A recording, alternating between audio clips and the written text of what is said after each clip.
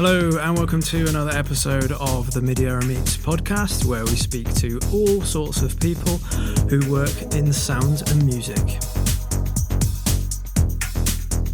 On the show this time, we've got Dave Clarke, who is one of the pioneering techno producers and DJs of the last 30 years. He was given the moniker the Baron of Techno by John Peel, who is one of the all-time most heralded DJs in British history. He's released seminal albums, he's released seminal tracks, remixes, all kinds of stuff, and his live shows and energy have to be seen to be believed. You can support the podcast in a few different ways if you like. You can donate. You can also just share it and like the podcast. That also really helps. A lot of other podcasts maybe have more than one person working on them. This one doesn't. It's just me from my bedroom. So any support is really, really appreciated. But that's enough of that. Let's get on with the show. And the first thing that I asked Dave was about his musical beginnings. Yeah, that's an interesting one because it starts in different ways. But music started for me through my father and my mother. Weirdly enough, my father was into technical stuff, so had record decks, reel-to-reel, spring reverb, disco lights. He used to cut reel-to-reel and edit it. Still remember the smell of the chalk on the cutting room block and the felt underneath. And my mother used to collect disco records. So, I was sort of into it from them. And then my own taste developed around punk music and ska and things like XTC, Making Plans for Nigel, things like that. And so then I sort of got into it in that way. And then I had various epiphanies whilst I was growing up, and one of them was through Gustav Holst at school when they did it's always a worrying story how it starts off, but it ends up okay when a religious teacher takes a group of young boys into a darkened room, and then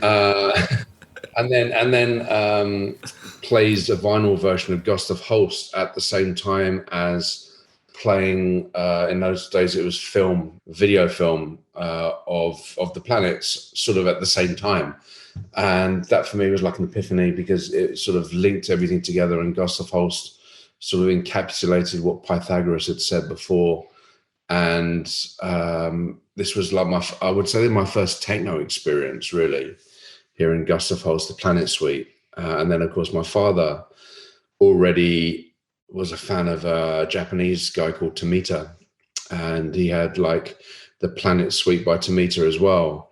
And then when you heard those, and at that time there's also actually thinking about, there was also Star Wars was out, but there was also the disco version by Miko, I think it was. And there was like all these electronic weird sounds as well. And so it was all sort of coming together in that way. And then I would say at school it started to formulate really deeply with electro and hip hop. Fantastic, man. What was your dad doing with all of the equipment that he had? Sadly playing James Last, so that's where the music part separated. But no, I mean I would watch him because in those days, of course, electric power wasn't actually even in the walls. It was actually with like a metal or plastic tubing on the outside with a box that used to fit on the outside of the wall. And, I remember him with I think it was the 10-pound hammer, which I had hit on my hand before.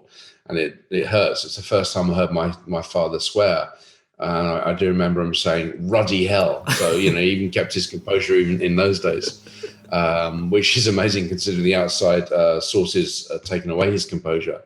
But I remember him hitting hammer, putting the cable in the wall, putting the plug sockets in the wall so they're flush, and then having car speakers and then running car stereo speaker cable all the way from the amplifier in the tiny living room downstairs all the way up to the bathroom upstairs, so you could actually listen to the radio in the bath. Nice. Not only could you listen to the radio in the bath, but he actually worked it so it sounded better through the spring reverb with a minimum of like half a second or something.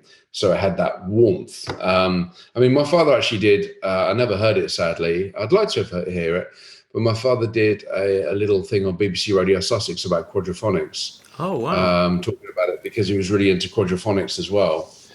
So yeah, it sort of all came from there. So my father was like much more into the technical side of things, the engineering side of things. And I think that's comes from a variety of reasons. Firstly, he wanted, when he left school, I believe that he wanted to be either an artist, like a painter, or an architect, but ended up being an accountant to support the family. So I think these things came out of frustration as well, and interest, of course. So we'd be putting together these really convoluted hi-fi chains, which I would really enjoy like looking, and he would trust me enough to have like a big set of JVC headphones on my head, listening to an album really close next to the amplifier like you used to in those days, and actually looking at the record as it went round, because there wasn't much else. You couldn't look at your phone or anything. It was like either that or sit on the sofa and read the album cover. So I remember that. And then of course he had like video recorders, and then he actually managed to get the audio out of the video recorder to the speakers, and he had a set of tannoy speakers. That's my love of tannoys. How that started was because of my father. And then my mother would, because she was at home all day, would basically play music really, really loud and basically piss off everyone next door, and cause massive arguments with the neighbors all the time. But that's how I got into hi-fi itself, actually. Nice, man. And actually, when I was 8 or 9 years old, or maybe 10 actually, when I got my first record player, I had a train that was given to me by my grandfather, like a big tin train, and at the end of it there was like a green light that came out about that much, and that green light was the only thing that was really battery operated within that train, so it had cables coming out.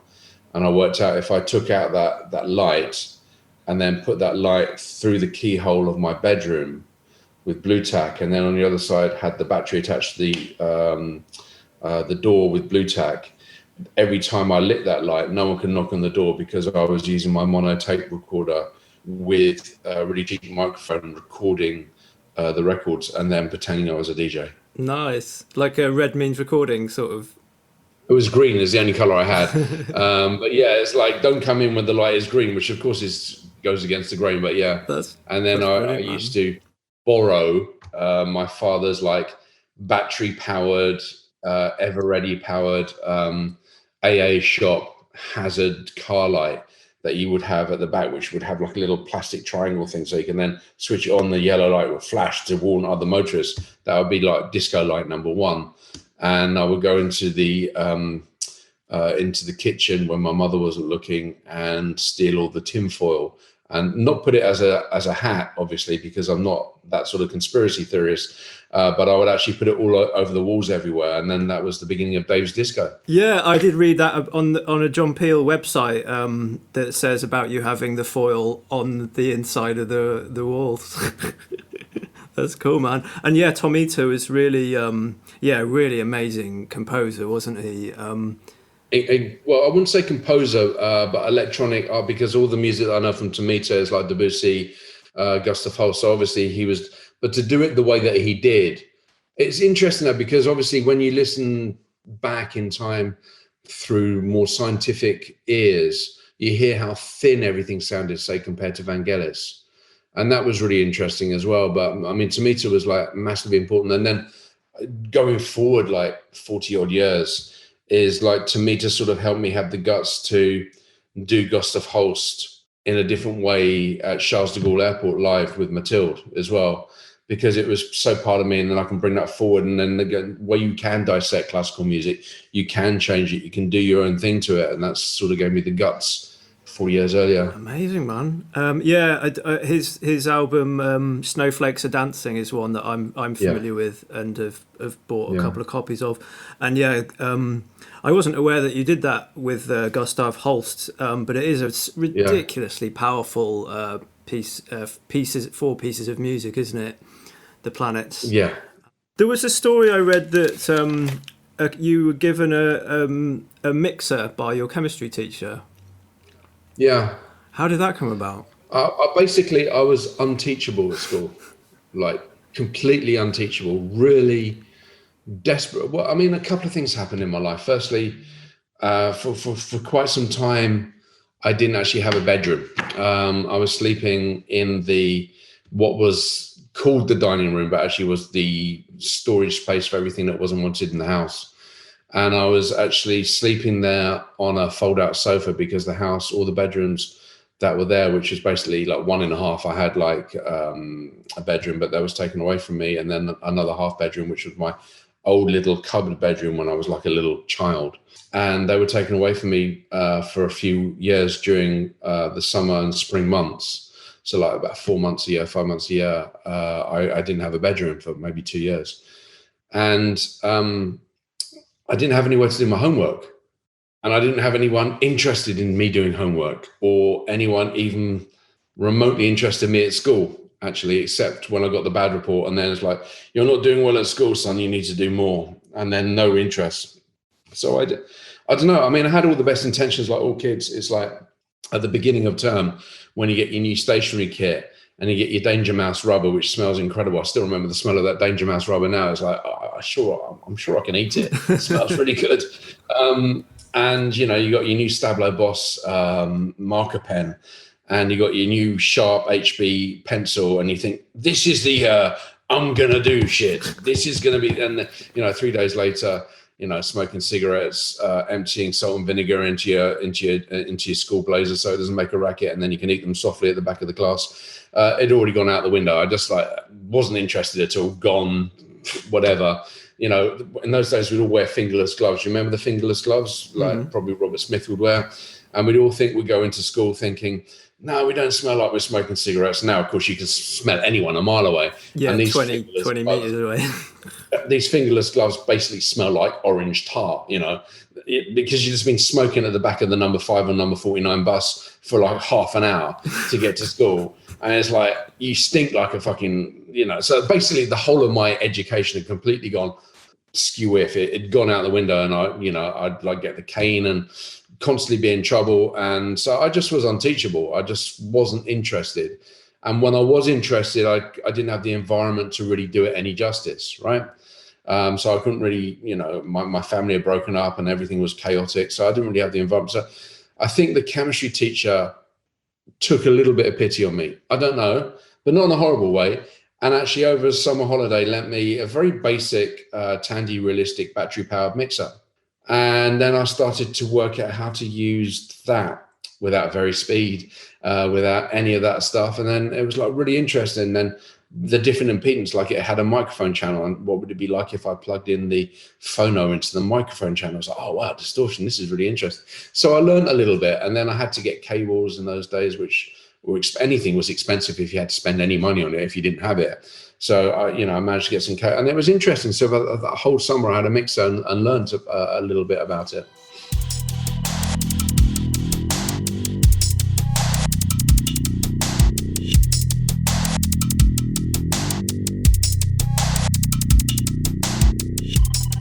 When would you say you started putting things together, like of your own, like maybe the early part of making music?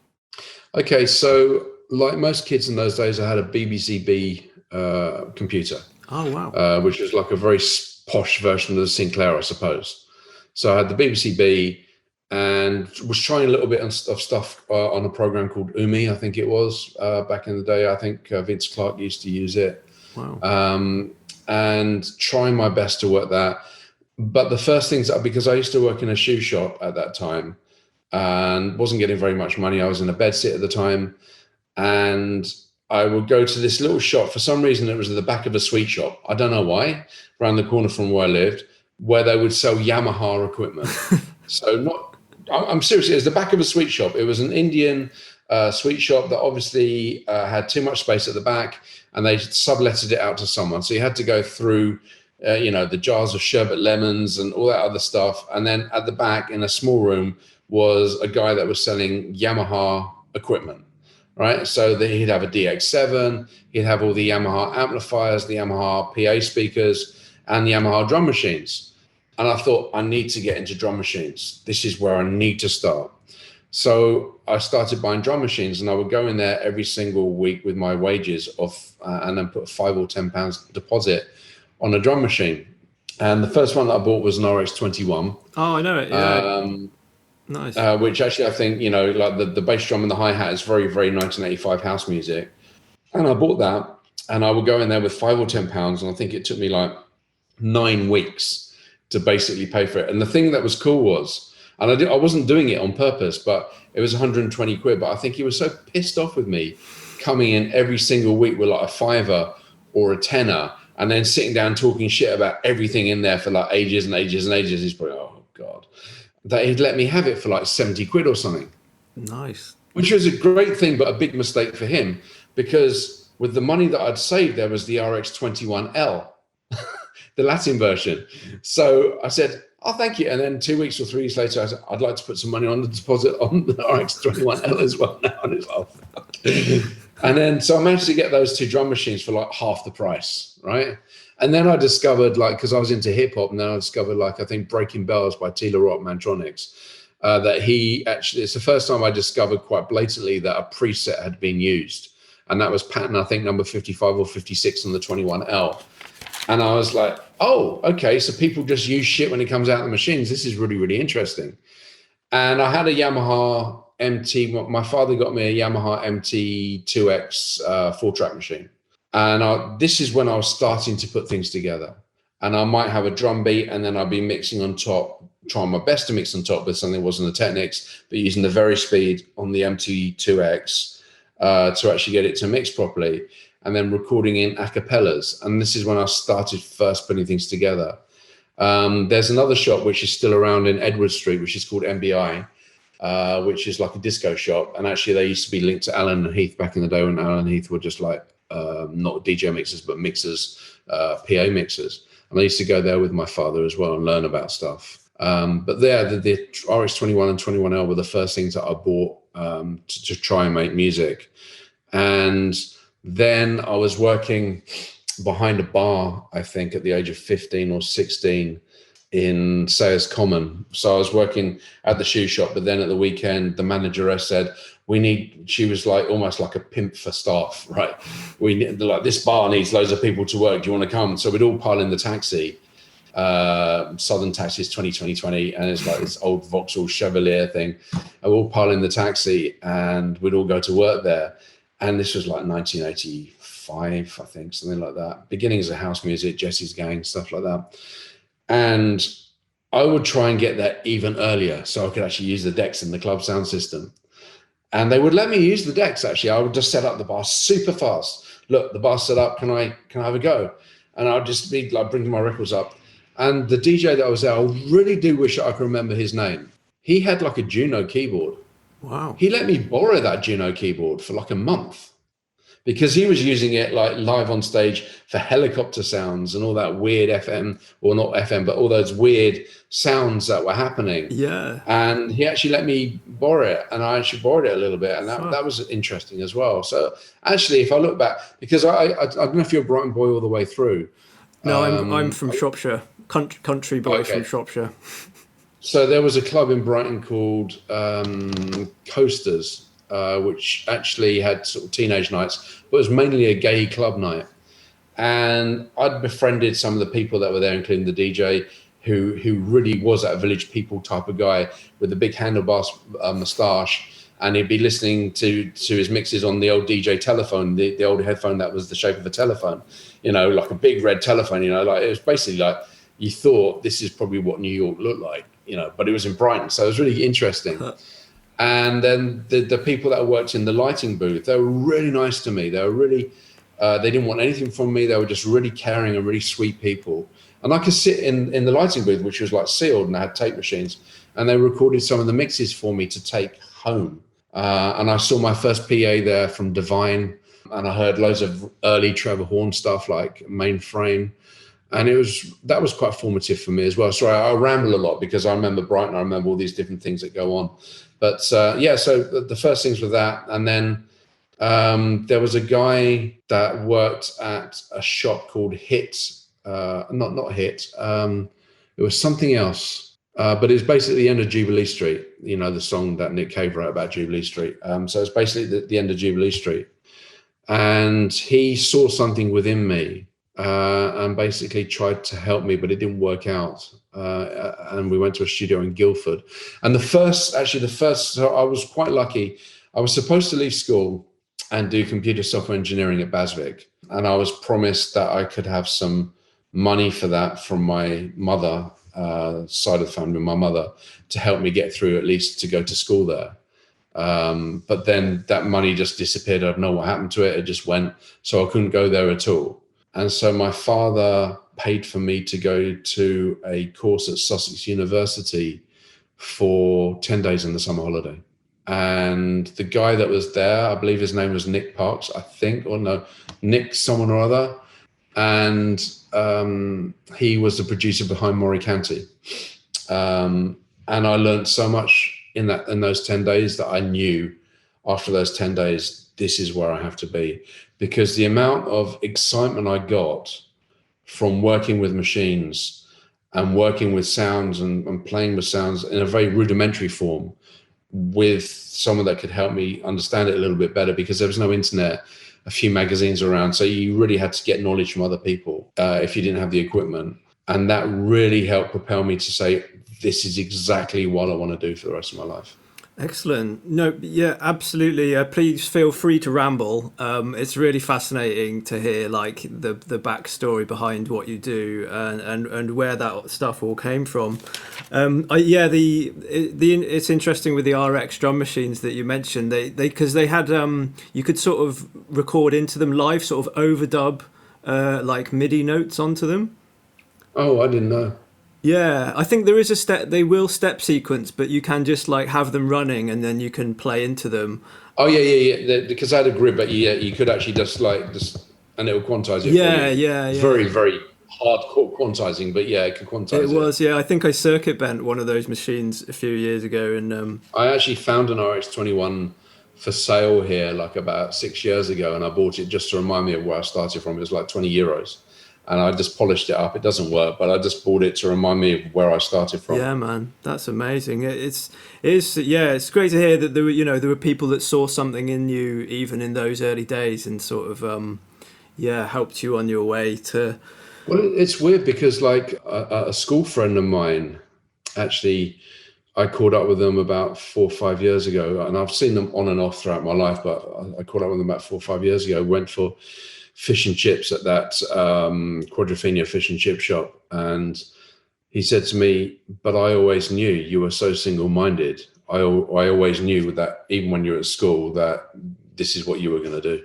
It's interesting when you hear that. Yeah, definitely sort of there was some sort of fire inside you taking you somewhere. It's also interesting you mentioned about presets. I do remember speaking to Mylar Melodies a few episodes ago now about presets and about there's an LFO track which is like the opening part of their track is just purely a preset off a synth, and he was talking about his like shock / horror that hit this seminal artist had literally just like used a preset. But the way you can look at it is no one else had used it before, and they saw something that no one else did, and probably everyone else that's used that preset is like kicking themselves because they didn't see it at the time as well.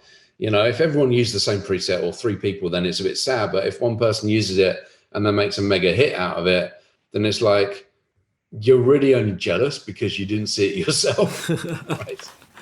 Exactly. And there was for some reason there's a Roland dance module that's coming to mind. I don't know if you ever saw that piece of kit, and it was basically like loads of sampled loops inside a rack mounted unit. Right. And it was like pure Wild West days of like they've literally just sampled loads of classic drum loops and put them into a hardware unit, and it's put Roland dance module on it.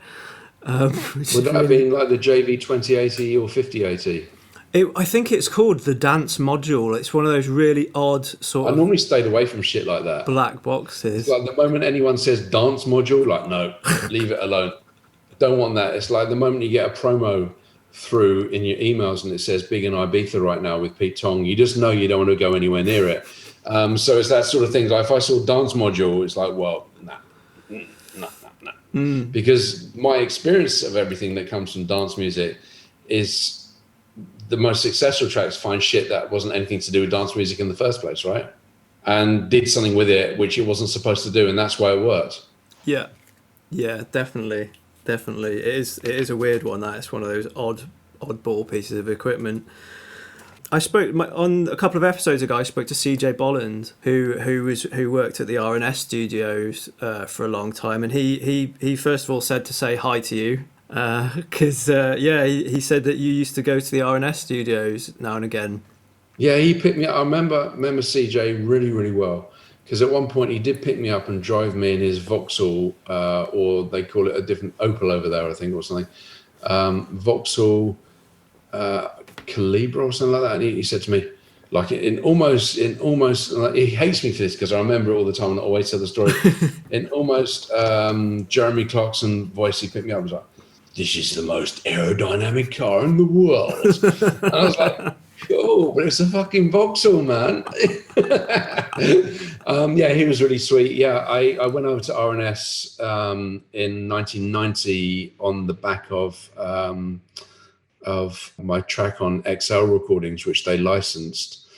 And I worked with a guy in the studio called Marcus Salon, who I occasionally still see when I go to Ghent. He was like behind Outlander with Vamp and other things like that as well. Oh, wow, yeah. And he helped me through the RNS studios. Yeah. Amazing, yeah. Really sort of... was that as hardcore? Was that your release on XL? Was that hardcore? So I released Hardcore on XL, and then RNS licensed both the first Hardcore 12 and the second one. And then with the second one, Renat actually invited me over to RNS in 1990. I seem to remember I think the second time I went was when John Major had lost, and or maybe I think John Major had lost, and all of a sudden it was starting to break away from conservative England. It started to have a little bit of a future, and things seem to be a little bit brighter. And so I think it was about 1990 that I went there, and then I came up with the idea of doing Direction of Force.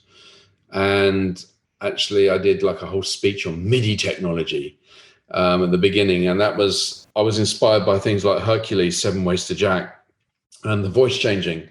And it's the first time in reality I saw many pieces of equipment, but the first time in reality I could speak through something and have a pitch shifter because I hadn't eventide.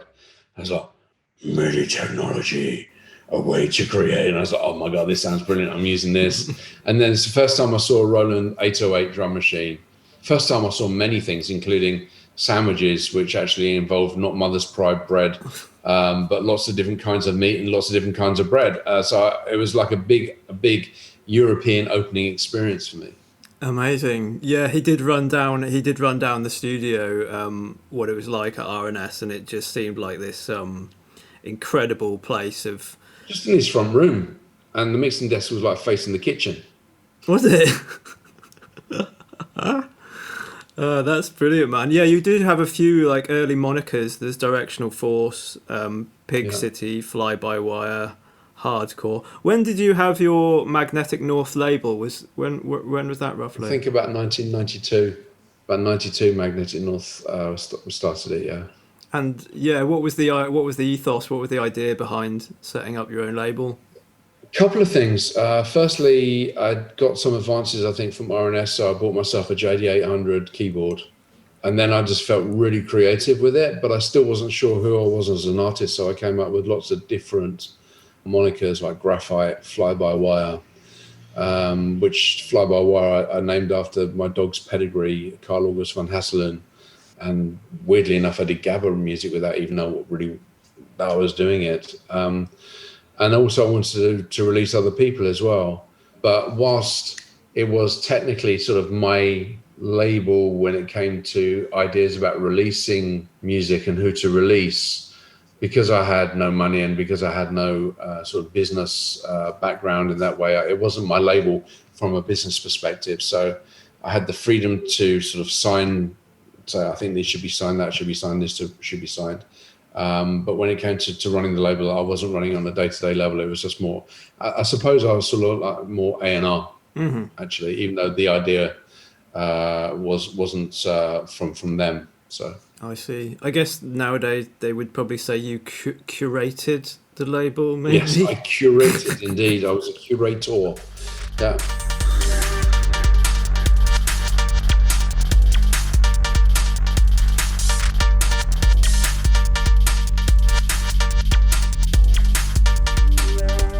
Yeah, and so you released your first album was released in 1995.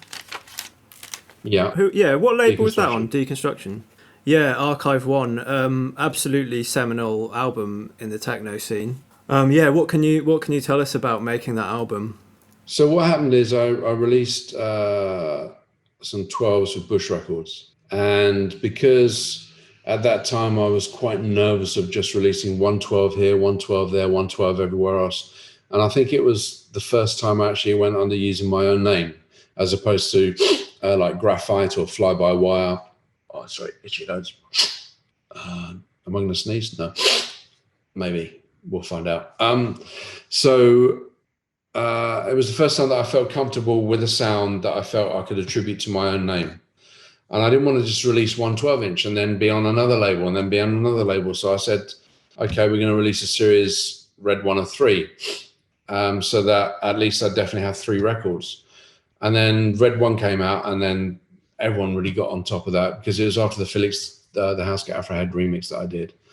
And everyone got on top of that. By the time Red 2 came out, there was like real chaos. I mean, people really, really were like, wow, this is really, really cool.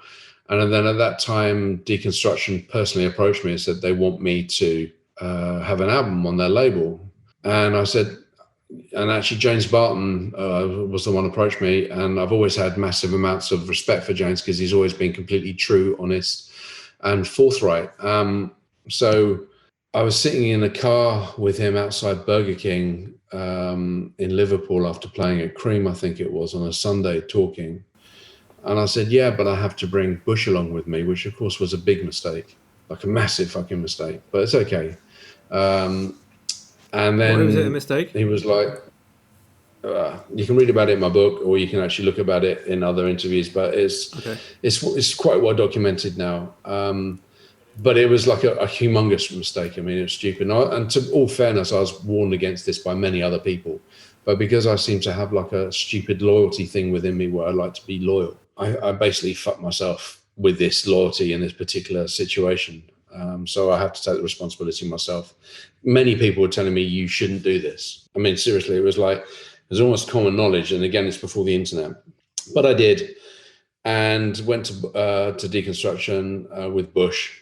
Yeah, then released the album, had a blast working with James Barton.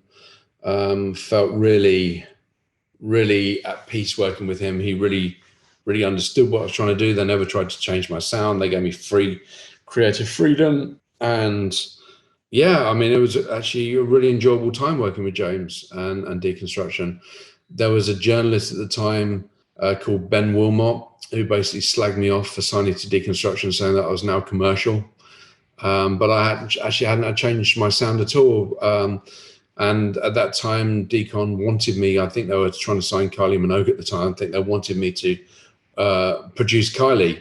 And if you look at it in many ways, I mean, a lot of artists that come from the underground do go on to produce mainstream pop acts. Yeah, definitely. And sometimes there's actually nothing wrong with pop, you know.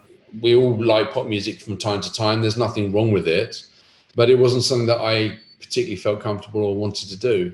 And actually that would repeat itself when I went to Skint as well, where they would ask me to work with Kylie as well.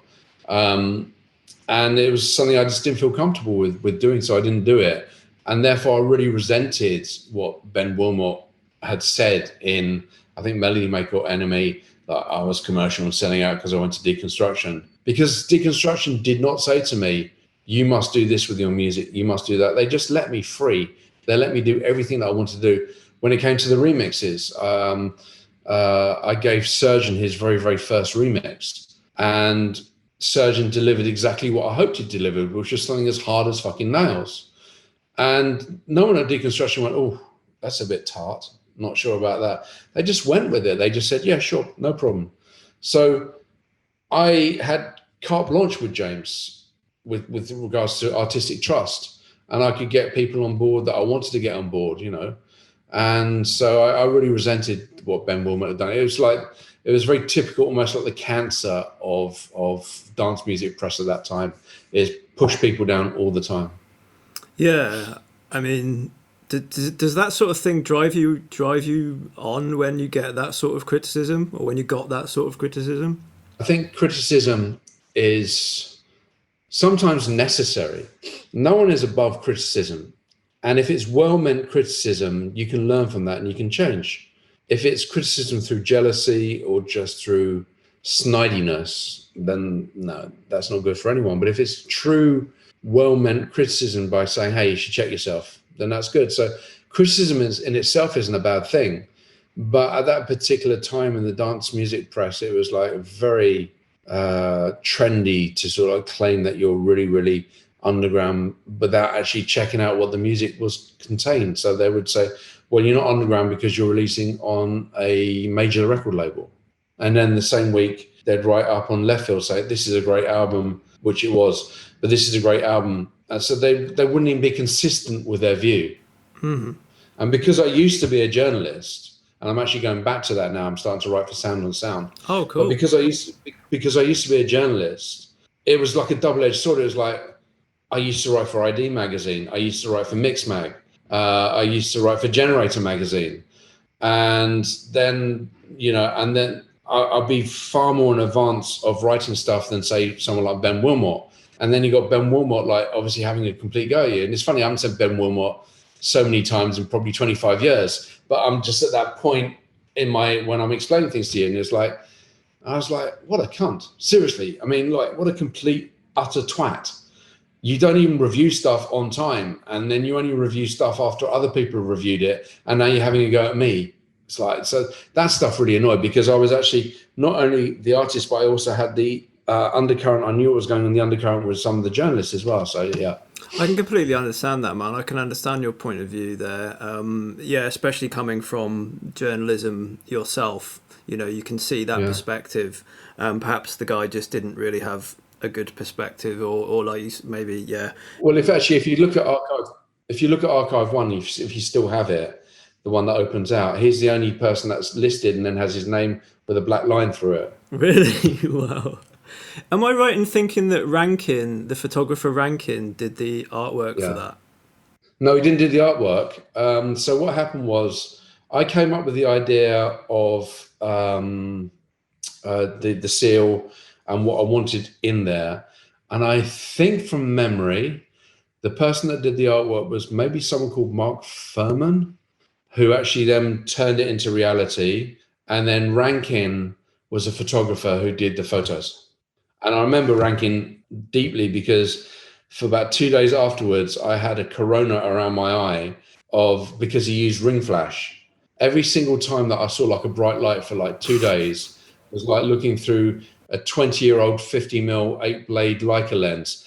There was a constant corona around bright light, and I was like, fucking, will this ever go away? Yeah, it's like burnt into your retina. Yeah, but he did great photos, and I was actually, when I was in his studio, I was kept asking him loads and loads of questions about what he was doing and why he was doing it, because I was still fascinated by cameras from my father, and he was using a Hasselblad, and he had like a Polaroid back on there, and it was like he was showing me the picture. It was actually a fun guy to work with. Yeah, and he's massive. It was one of the names that jumped out to me looking through your Discogs was, wow, I know that guy from God Everywhere.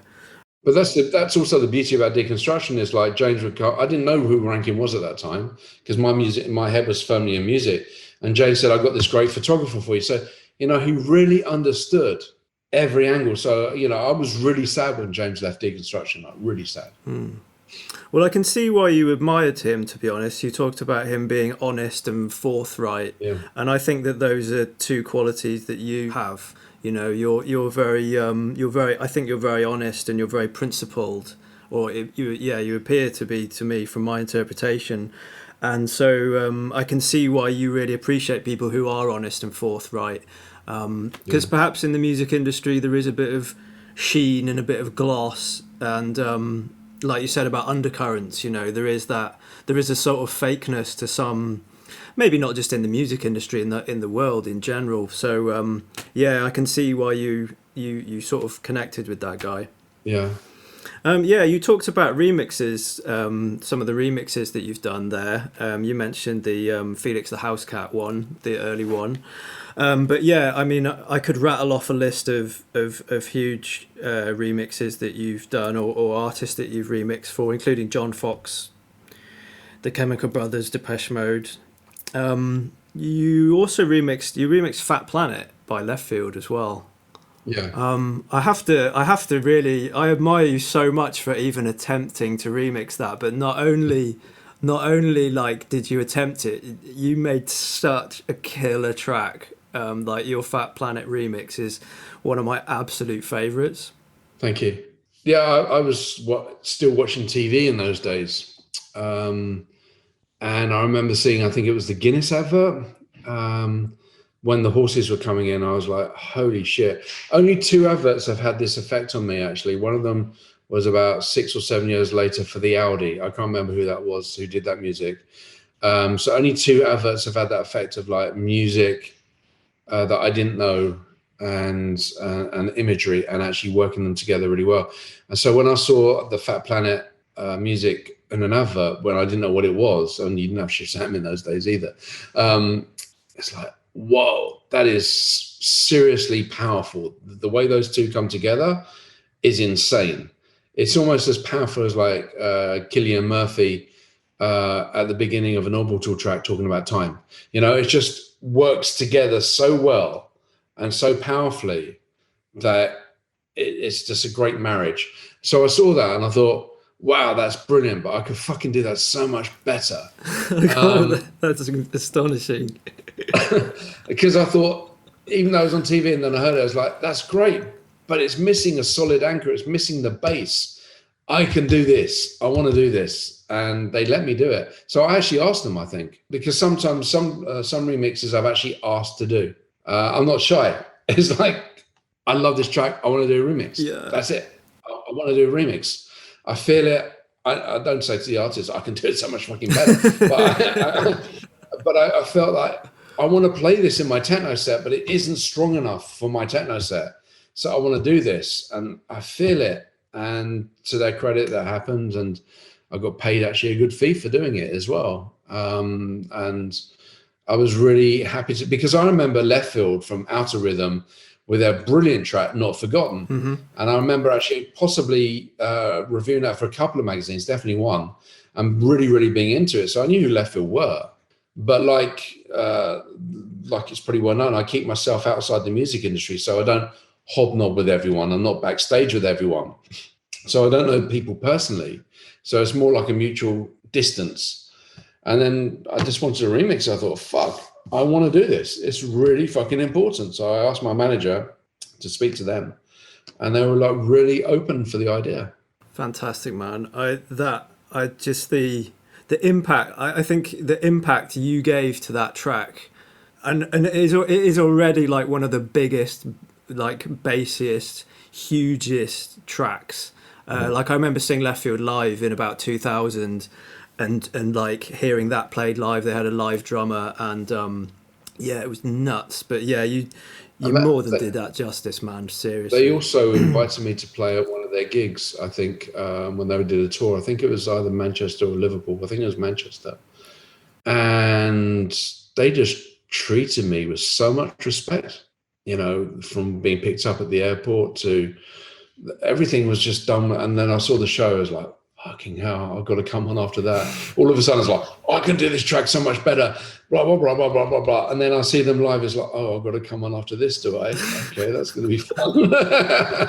Because live, they were fantastic.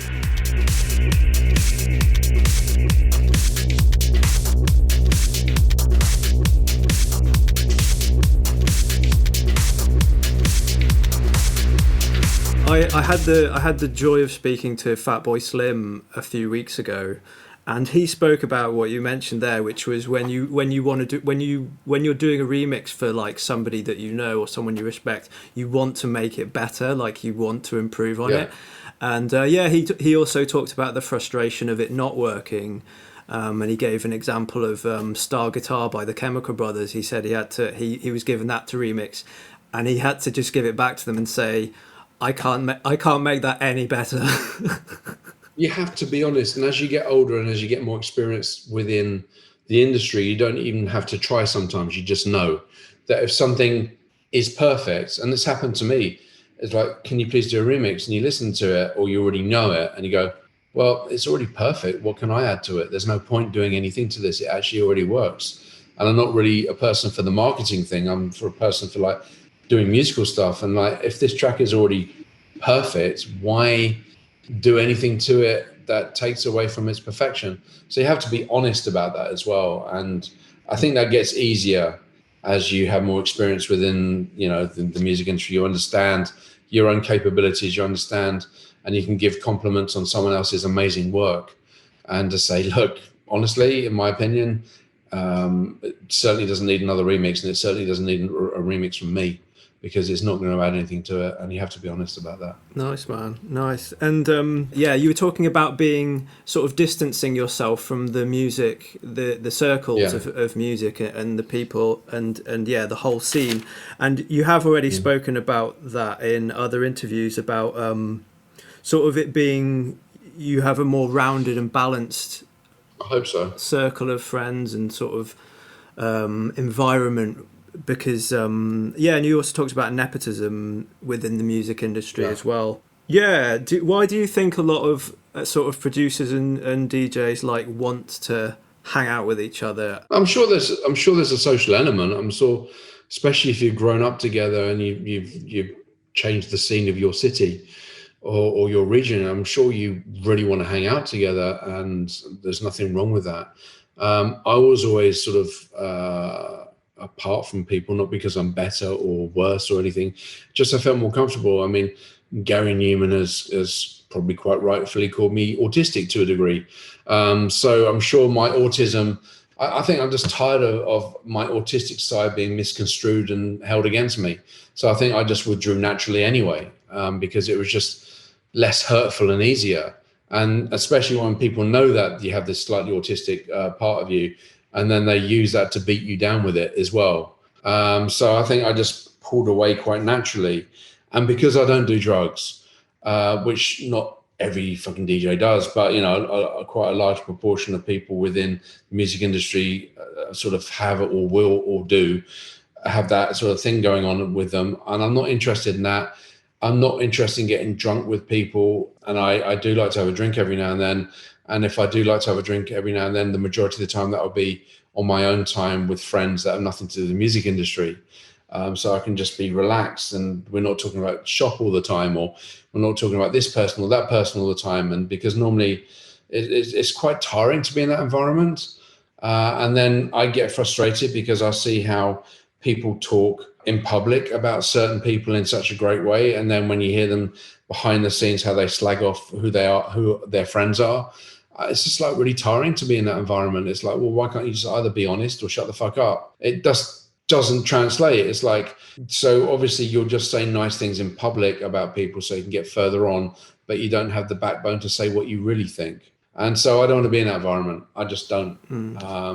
But, I can be absolutely sure that some people within the music industry that have changed their city together as a sound system, then of course that's a nice environment to be in. Yeah.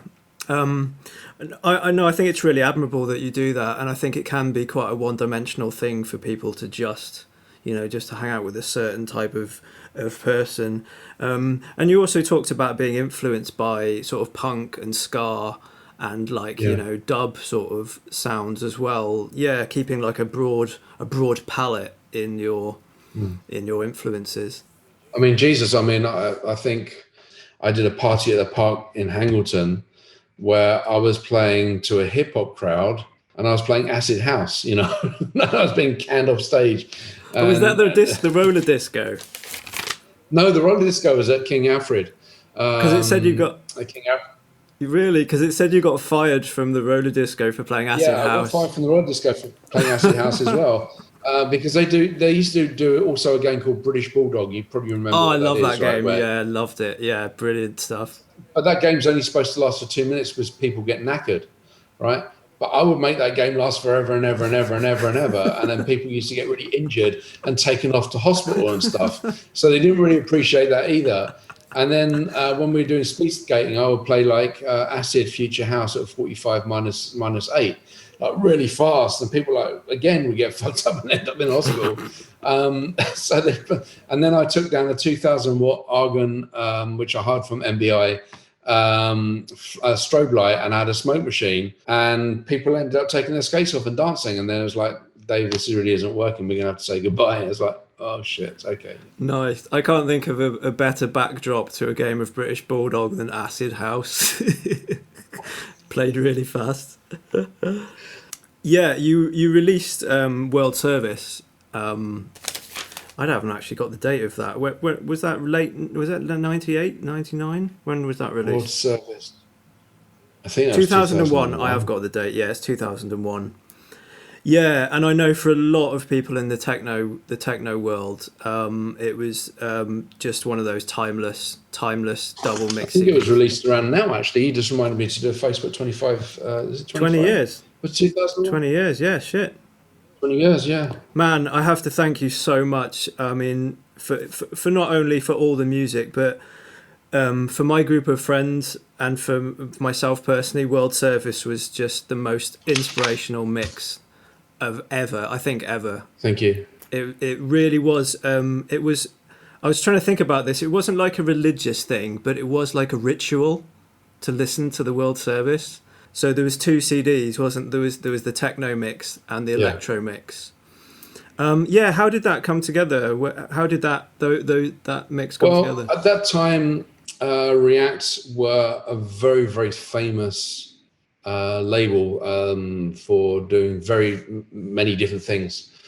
And because I was sort of a troubadour, I wasn't generally invited into the auspices of such esteemed company to do stuff. My manager at that particular moment, Paul Benny, was quite well connected and a good communicator. And he spoke with, I think, James, and I think they went for it. They weren't sure. It wasn't like, oh yeah, we really believe in you. They weren't sure at the beginning, and it was like all a little bit like tentative and not sure. And then they fully committed. Then I came up with the idea of having the magnetic cover and stuff like that. The artwork, I'm not sure if it was Tom Hingston. I'm not sure, but the artwork was really, really clever. Beautiful. For those times. It was like using architectural lines and hiding my face behind it. And because from Southside, I never really felt comfortable about being on the front cover in a way. So that's why in Southside you have the back of my head, which James Barton was like really funny. He's like, fucking hell, you look like Tyson with the back of your head. It's like really funny. Like there were like massive posters of the back of my head at Victoria Station. So I was never really that comfortable about really having my face at the forefront. I think the saying is you have a face for radio. So they had my face in there very, very behind, which I was really happy with. And I think they wanted more from me. And then we all came up with the idea of like doing a double CD, because I can mix techno and electro together. Of course I can. I've been doing it for years. But it just felt more sense to do the two separately, and did that. And then it sold over 120,000 copies. So, but it wasn't easy to get there. They weren't sort of like initially welcome me, like knocking on my doors like, Dave, we really want to do a compilation with you. But then when I ended up working with them, I really enjoyed it. There was because in those days you had to get licenses in the old fashioned way. So you'd have a proposed, it's not like putting a mix together and shoving it on SoundCloud now. You'd have to like think about the tracks you're going to put together, right? And then you have track choice A, choice B, and choice C, right? And then you send off your choice A's. And then sometimes record labels were really quick, and you got that. It's like tick A, tick. It took like 2 or 3 months to get the licensing together before you could put the mix together, right? Wow. It's really different now. You have to think about these things in the time. So these are the tracks I really want. And luckily, because I used to get music way in advance, the music that I got licenses for wasn't still sort of released, or because tracks took 3 to 4 months to come out anyway. So we worked really, really hard. I was working with someone called Claude France Dubois, and she was like brilliant. So we'd constantly be emailing it just sort of okay then, and going backwards and forwards of a list. And then, right, we have a list, it's good to go. The mix, you can do this mix now, right? And that was like, great. Like, finally, you can do, after 3 months of Claude France Dubois working really hard getting the license clearings. And then, so you have to get the vinyl together, put it together, and then I did it in one go. You have to do it in one go. Otherwise, it's like, what's the fucking point, right? There's no fucking point. It's like, do it in one go, no edits, boom. Has to have the energy of a mix. Otherwise, it's not a mix. You know, a lot of people put their shit together in Pro Tools back in those days or edited it. No. You do it in one go. One fucking go. Go for it. And, you know, you sort of like 40 minutes through, it's like, better not fuck this up. And it keeps it going. It keeps it going. So, yeah, it was done in one go. Both mixes. It was amazing. I've been in the studio in Partridge Green with my top off. Partridge Green is just up the road from you. If you go up the River Ada and follow it through, and my dog would be looking at me funny. I'll be going, fuck yeah, whoa, boom, you know, and then it's done. And I think I wrote on there, takes as long to listen to as it did to make. Fucking brilliant. That's amazing, man. It is just from the moment the first beat drops on the techno CD. There's that little beat juggly thing that you do. There's the two records at the same time, a little spin back, and then it just goes off. Yeah, absolutely amazing. So many belting tunes on there that were just. And the cool thing was, like, you could then say to Claude France Dubois, like, listen, I need 2 virgin copies of the vinyl. So you get them sent as well. That actually worked really well with Electro Boogie because some of the tracks I only had on album, I didn't actually have on 12-inch. So, and actually some of them, they only had 4 or 5 left in their archives, and I could actually get 2 virgin sealed copies of that record. And I couldn't afford it when I was younger, so I was like, wow, this is amazing. So I just love shit like that. It just makes it fun. And then World Service 2 I actually did on CDJs. Mm-hmm. Again, live in one go. Nice, man, nice. And you, I guess, just talking about clearance, you mentioned that really, that clearance process. The one track that sort of stands out in terms of getting it cleared, and just in terms of being really forward thinking and out there, is Idiotech on the Electro mix. You can't imagine the dances that I did when I got the email back saying that they're given permission. Because I got it sent to me as a white label. And I mean, I've loved Radiohead for ages. I was playing a festival, I think, with in Belgium, maybe 1996. And I was actually on stage right watching Radiohead play in Sou'wester yellow weatherproofs because it was pissing down with rain, with Alanis Morissette on my left. Wow. Watching them. So I was like a massive fan of Radiohead, and sometimes I still am, you know. I mean, it doesn't mean they're good or bad. I mean, you go in and out of people's musical careers and you follow it. And I still can't remember some of the tracks, even though I like them. It's a really interesting thing about Radiohead. But Idiotech, when it came out, it was like, wow. And when I got it on a 12-inch, and it was like so well pressed that I used to play it in my sets, and it was like, I need to have this on here because it really. Because obviously with the Sligo radio show, I think people understand my musical things are really, really wide. I could easily do a set on radio about 80s funk or 80s hip hop or 90s hip hop. I can do that, but that's too easy. Or 80s house, I could do that, but it's too easy. I want to do large type music. So with Radiohead having Idiotech on there, it sort of gave a little tick to my inner, I like music from different genres as well. And I can incorporate it, and I will. It was the same with Richio Sakamoto with End of Europe and stuff like that.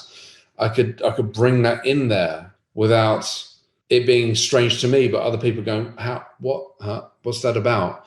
And for me, it was just a natural thing to do. And I was like doing lots of things like this at the Arches in Glasgow, where I'll be booked to do 2 sets. And the second set, I'll play Electro in a much, much smaller room.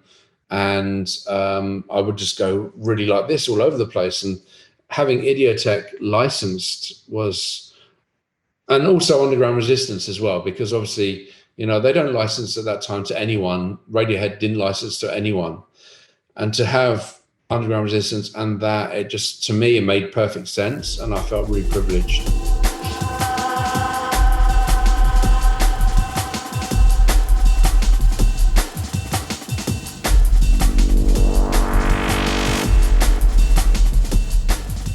I spoke to Aid Fenton, episode 9 of this podcast, and he talked about doing the tour for that, the tour for World Service. When did you meet Aid? When did you get to know Aid? I think Aid has a better memory of that than me, which is really weird because I have like a really strong memory. It probably would have been Birmingham, I'm sure. Probably would have been Atomic Jam. But yeah, I actually, until I heard the podcast before, because I did a little bit of research before we were doing this, before I actually forgot that I did a World Service tour and that Aid was on it, which really flummoxed me because I was like, wow, I have a really good memory, except I don't. And I didn't remember that, and then I remembered it. So I think I met Aid in Birmingham, I think. I do remember being in his car once, and I think he had like about 4 or 5 of my mixes on cassette. It was like you could see that he was like really into what I was doing. Yeah, he's a great guy, Aid. He's really cool, and I know of Aid through those nights at the Q Club, the Atomic Jam. They're just tremendous. And I do remember seeing you there in the main room. I've still got the ticket stub somewhere from that night. I don't think I've ever seen so much energy in a room. And it was all emanating from you and what you were doing. You were physically putting your energy into that DJ set. Some DJs are very sort of stagnant in the way that they're performing. But yeah, it was so high energy. It was a special room. And I used to say to Aid, I bet that's not the first time you've had a massive organ behind you, boom, because it was a massive organ. But it was a very special room, really, because I played in Birmingham, obviously for House of God. Yep. And that had its own energy. And then Atomic Jam had its own energy. And actually the two energies were very different, but very similar. It's really hard to explain. And Atomic Jam, that whole venue was like a Roman Colosseum, where people would see people fight to the death. It felt like a really intense environment. It felt incredible to be there and to play there. I can never fucking find the place though, because it was the days before GPS, and every fucking road in Birmingham is called Queensway. I could never find the fucking place. And then I'd always find it by accident because I'd always see the fire station. I think, oh, I'm close, and then I'd end up in the jewelry quarter or somewhere because I'd be on the fucking ring road or something. It was impossible to find for ages. I just couldn't find the fucking place. You have to remember before GPS is take a left, take a right. It was like, look at a fucking map, take it into your mind and drive there. Never found it. It was always painful. I know what you mean, man. I even lived in Birmingham myself, and I remember being in the city centre and going, oh shit, we're by the Q Club. Like, not even realising like where the fuck it was. It was just in some... Exactly. Did I even just imagine this place? But yeah, it was like a labyrinth, wasn't it? There was just corridors, and the rooms were all like... There was the big main room, but then there was other rooms, and you could spend 45 minutes trying to find the breaks room or, find the third room, because it's just... There's carnage everywhere. There's people, like you say, people fighting to the death, people sort of half dead on the floor. It was amazing. No, it was a really special with Jez and Danny. I don't know. And sometimes I used to sit in the, when you used to go in, there used to be the box where people used to pay for their tickets or show their tickets. And sometimes I used to get there early when I had found the place, right? And I'd sit in the front because there wasn't really a backstage at Atomic Jam. So I just sit in the booth, the ticket booth at the front. And I would just for fun pretend I was working there. And I'd take the tickets off people and they go, do you know when Dave's on? I was like, no, sorry, mate. And they didn't know it was me. And I loved that. I always found that really, really funny. And I used to do that in a club in Munich called Ultra Show when it was at the airport. And I used to stand on the door. And what time is Dave playing? I was like, don't know. And it's just things you do in the old days. Maybe if so I they used to sit the ticket office. Maybe if they saw the back of your head, they'd recognise you. There you go. I didn't think about that. But yeah, that was funny. I used to sit there and just take tickets off people, and that was hilarious. That's brilliant, man. That's brilliant. Yeah, and you released Devil's Advocate, your second album, 2003. Yeah. Yeah, again, another belter. That was on Brighton's Skint label, wasn't it? Yeah. So I managed to find my freedom from Bush, because for ages I've been doing loads of remixes to get an artistic output from making music, because I was effectively on strike. And then I managed to get freedom from Bush, and then, cut a long story short, a few labels were interested, but I signed to Skint because it made sense, because obviously Damien used to work in Rounder Records in Brighton. I don't know how long you've been there, but I think Rounder Records left about 7 years ago in the lanes. And he used to work there, and so did other people. I knew them from the Brighton scene, even though it wasn't part of the Brighton scene in many ways. And it felt right to sign to Skint, being a Brighton label, because they were interested, they were approachable, they were passionate. Again, it was a label that had insane commerciality with obviously Fatboy Slim. At the same time, I did my Midfield General remix, and that went down really, really well. So I felt like it was a good place to go. So we actually had a signing. They said, "Where do you want to do the signing party?" I went, "I need to do it at the Greyhound course." So we went to the Greyhound course, which I hadn't been to since I was a kid, right? We did the signing party there, and I haven't been to the Greyhound. I mean, I'm not into Greyhound racing at all. I'm not into betting at all, but we did the signing party there, and actually that was fun. I wanted it to be really Brighton, like a real Brighton experience, like signing the record deal at the Greyhound course. For me, it made sense, and so we did that, and that was fun. I even did a little party at Horatio's on the Palace Pier with them as well, and I was DJing, I think, and I actually did a little stint on Palace Pier Radio for fun when I was younger. So that was funny too. So yeah, actually being with a Brighton label made sense, because I was just up the road in Partridge Green, and having meetings with people was quite easy. Having meetings with James Barton was always really, really easy, but other record labels that we were talking to, you need to prepare, you need to do this, you need to go there, then you need to go to London. I thought, I don't need to go to London. Skint will believe in me, and they did. They accounted to me, everything was fine. And so I was really happy to be with Skint. And, JC was also very passionate. He would come to my house, we'd talk about stuff. And then unfortunately, I was going through a very difficult personal thing at the time, where I was going through divorce. And, Skint were with me, but they had to push me to work because I wasn't feeling like working. So they pushed me to do things, what was called works in progress. So I had to report to them, not like every week, but I had to show them what I was doing, which sort of gave me the structure to be in the studio.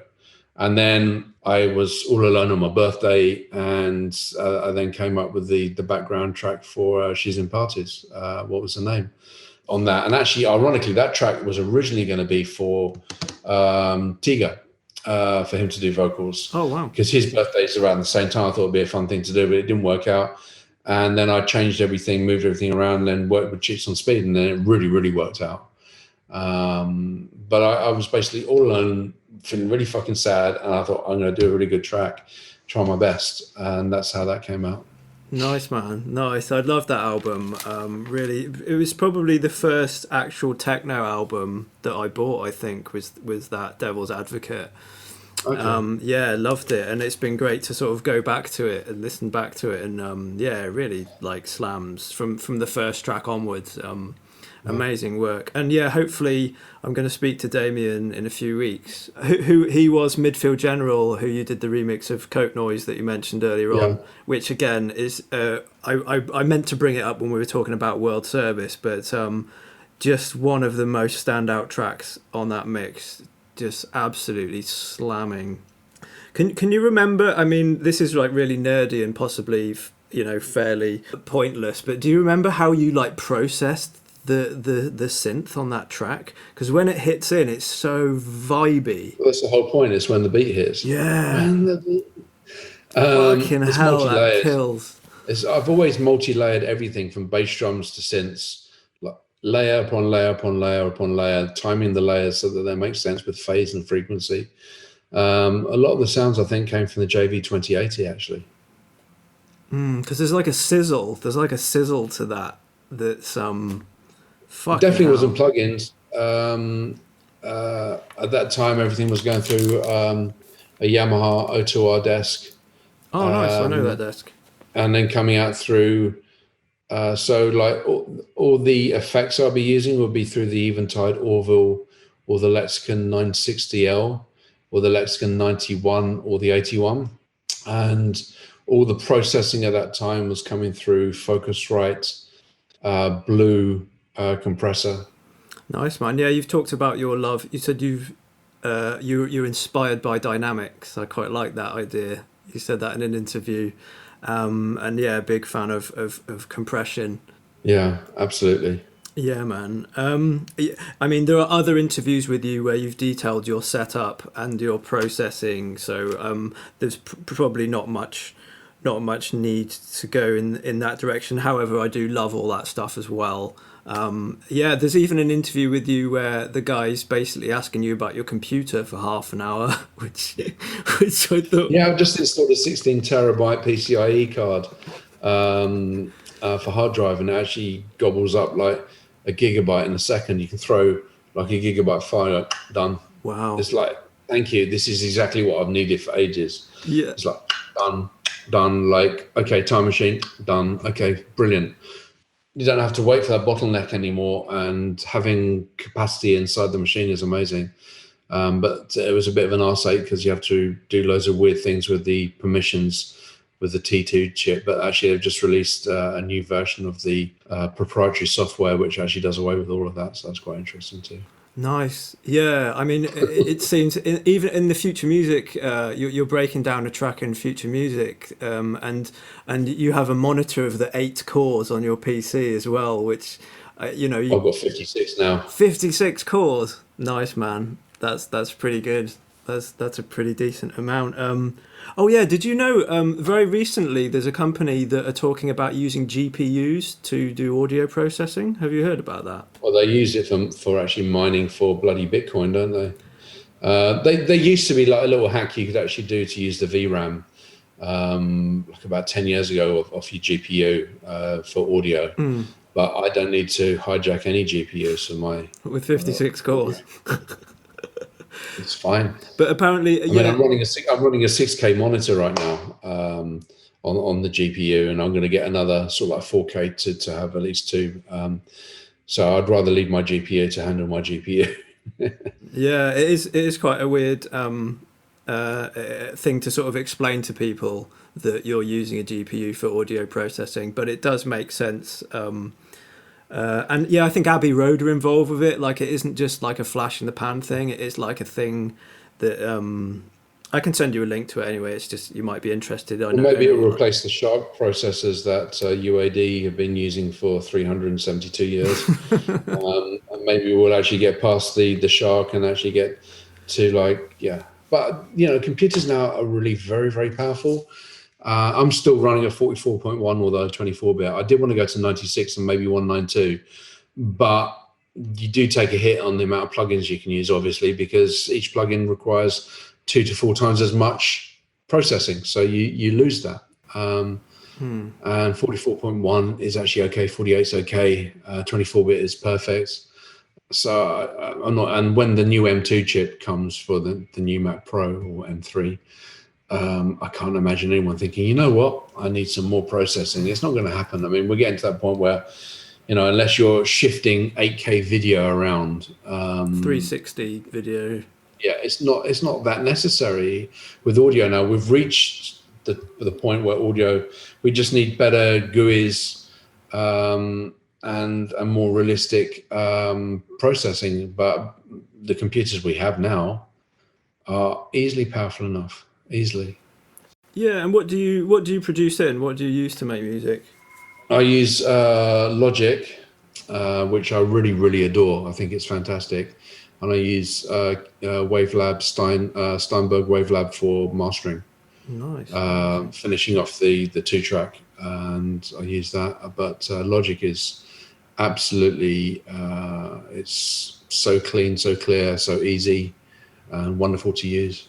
Excellent. Yeah, you also talked about the love of digital EQs in comparison to digital the EQs are like, I think digital compression is still an effect. It's not a reality, although some do it really well, like Eventide's Omnipressor. Some of the Chandler stuff is quite cool. But I honestly think sometimes they trade much more on the emotion of like, look, mummy, I've got a Shadow Hills compressor. No, you don't. You have like a GUI that looks like a Shadow Hills compressor. Might sound a little bit similar, but it's still the GUI that makes you think you have a Shadow Hills compressor. And stick it into Coco, put another one into Coco, and then see which one you can tell is which. And then you might not go, oh, I'm working on the Shadow Hills. It's not. But when it comes to EQ and when it comes to effects, I'm really a big fan of in the box. I used to have a Brightcast D, and I have a digital in the box version of that. And it's fantastic because it's so MIDIable. You can do so much to it with automation now, which you could never dream about. And the EQs, EQ inside the box. I do have an analog EQ when it goes to 2-track, but EQ inside the box, it works well for me. I don't see any need for anything else. I think the characteristics of EQ are a lot easier than the characteristics of compression for having it as a plugin.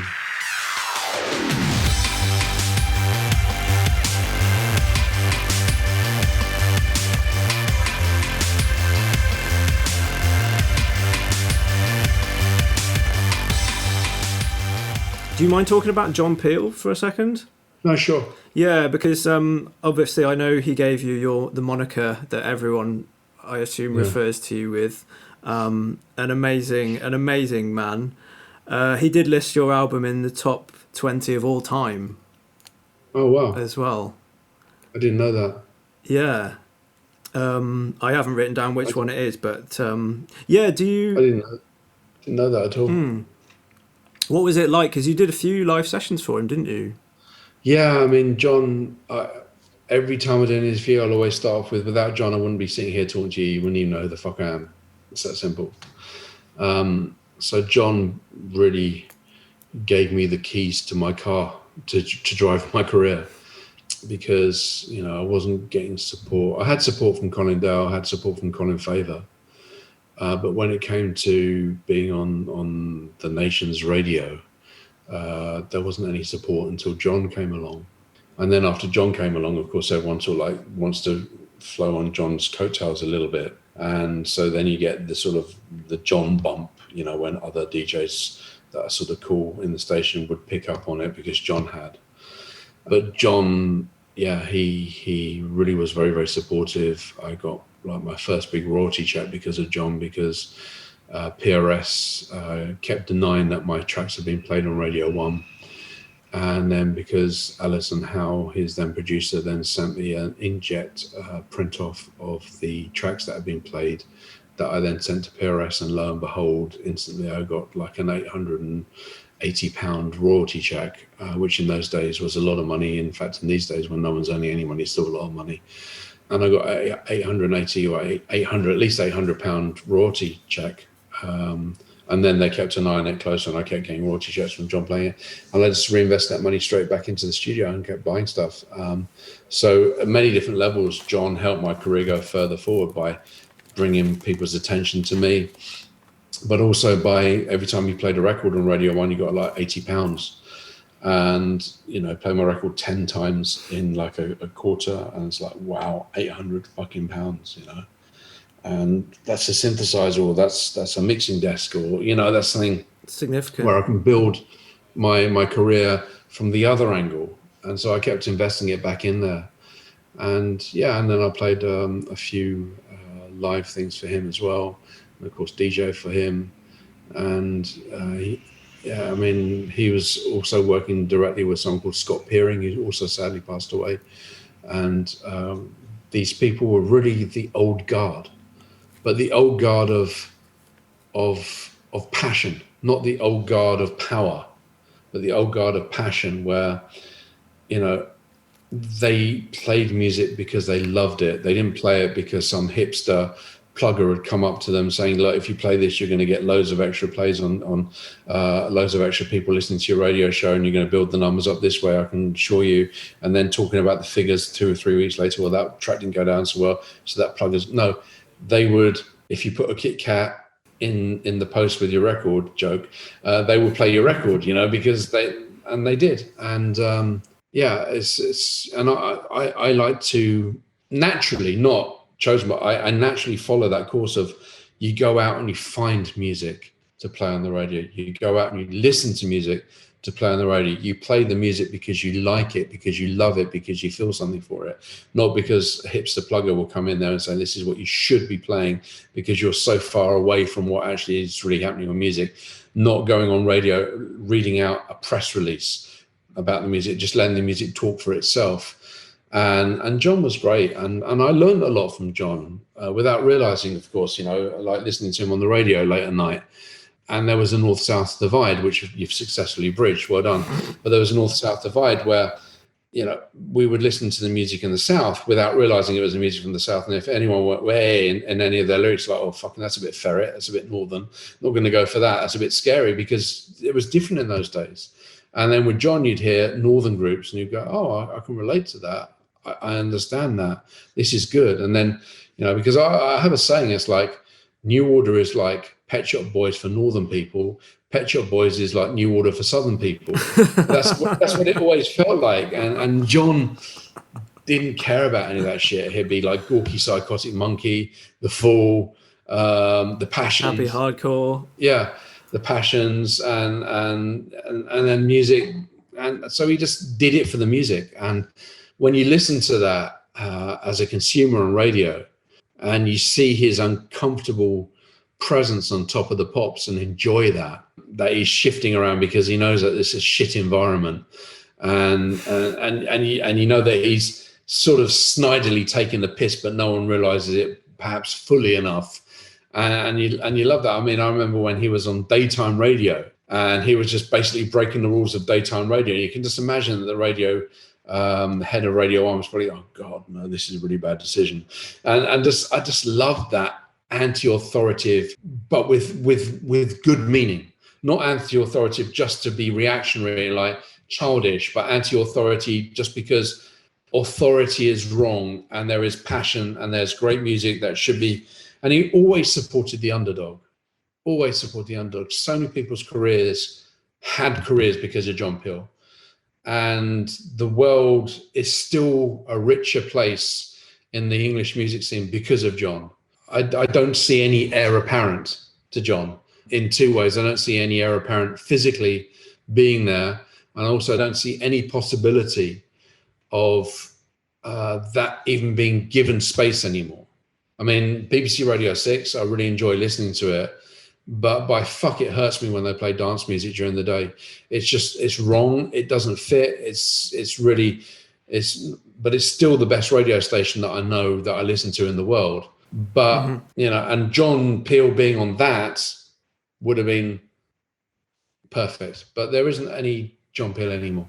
So, yeah, it's such a sad day when he passed. I remember that so well. Well, the thing that was really upsetting for me as well is that John had come down to see me when I was playing, I think, for Marianne Hobbs at the Concord 2 for a radio thing. Came down with his wife as well, and they were talking to me backstage. I just started divorce and everything, and we were talking, and then he went on holiday. He wasn't sure about going on holiday, and he went on holiday, and it was actually after, of course he deserves a holiday and there's no blame here, but you know, my ex-wife apparently told him that, yeah, you should go on holiday, and then he fucking dies when he's on holiday, and it's really sad. I was actually offered John Peel's job at Radio 1. Really?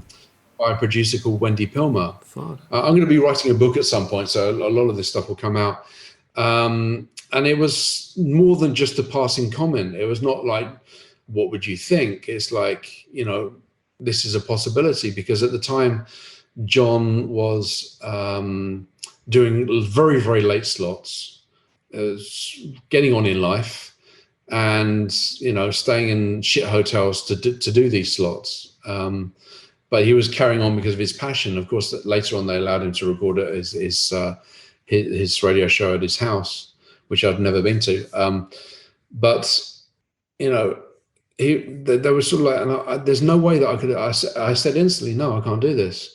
Whether it would have happened or not, I don't know. But there's no way that I could have ever considered doing this, because, I mean, John is the most important thing in my life musically, actually. I can completely understand that. Yeah. I guess his son, like Tom Ravenscroft, carries on a large percentage of what he does on Six Music. You do hear sort of thraping techno on a Friday night coming out of the radio. Sometimes I've heard, when I was on tour, I would always listen to Radio 6 when I was on tour, which is now pretty much impossible, because unless you use the BBC Radio 6 app, you can't listen to radio, and the Radio 6 app is horrible. But before I was on tour, I'd listen, and sometimes I would like fall asleep and I'd be waking up listening. Oh, wow, that's a pretty solid track that Tom's playing. And he would play some, but I mean, what a pair of shoulders. I think Tom obviously would want to have his own sonic signature of what he's doing, which is probably why his last name is, not utilizing Peel, for example. Definitely. I think it's best to sort of consider Tom to be a separate entity rather than following in his father's footsteps. I think absolutely that does both people sort of a disservice. Definitely. It is worth mentioning that your sets that you did for John, they're still they're listed on some websites. I found, like, there's loads of track listings, so you can go back through, and I had a field day looking back through those old sets and recognizing some of the tracks. And what an amazing legacy that guy had. You've talked about writing a book. How's that going? What's the plan with the book? I haven't started yet. My idea is to finish off the musical project I'm doing at the moment, to then do some more photography. Hopefully, if I'm allowed to travel, if I get the vaccine and everything starts opening up again, let's see. And then when I've done that particular project, because I don't believe there's going to be much DJ work to be had this year, I think I'll be writing a book for the end of this year. And maybe it works out. Maybe I sit down there in the kitchen and after the first 10 pages go, fuck this for a game of soldiers, I'm off out. I don't know, but that's the plan at the very, very least. And I'm sort of trying to get more into practice with this by doing some journalism, getting my written words out once again, to see how that works for me. To see if I repeat similar phrases, to see if I can actually write in an interesting way. And if I can do that, then I'm going to write a book this year. Yeah. Fantastic, man. I can't wait for that. And you said you're doing some bits for Sound on Sound. What do you do for Sound on Sound? I'm just doing a small series for Sound on Sound. I've just interviewed John Fox. Nice. And interviewing some other people that I respect. So I have a carte blanche from Sound on Sound, so we'll see how that goes. But yeah, really amazing to hear your stories, and I just want to thank you for all the music you've done and your ethos, your honesty, your sort of non-conformist way of being. Excellent. Well, thank you very much, Dave. It's been an absolute pleasure to speak to you, man. Really appreciate it. Thank you. Wow, that's Dave Clarke. What an amazing guy. He is one of the most incredible live DJs I've ever seen, and it was incredible to actually speak to that guy who I saw in clubs years and years ago in Birmingham. Really, really nice guy. He made me laugh a lot. He's clearly very strongly principled, but he's very honest, very open and upfront. And I really admire the way he conducts himself, and his dedication to the underground scene, I think, is probably second to none. He's an amazing guy. I love his stuff. Do go and check it out if you're not familiar with any of it. Right, on the show next time, we've got another huge star. We've got an American. He's a boy from Michigan, which is a little hint to who we're going to have on. Another one of my absolute heroes, another absolute pleasure. And yes, we'll rendezvous in 2 weeks for that episode. Thank you very much for listening. I'm midierror, and I will see you again soon.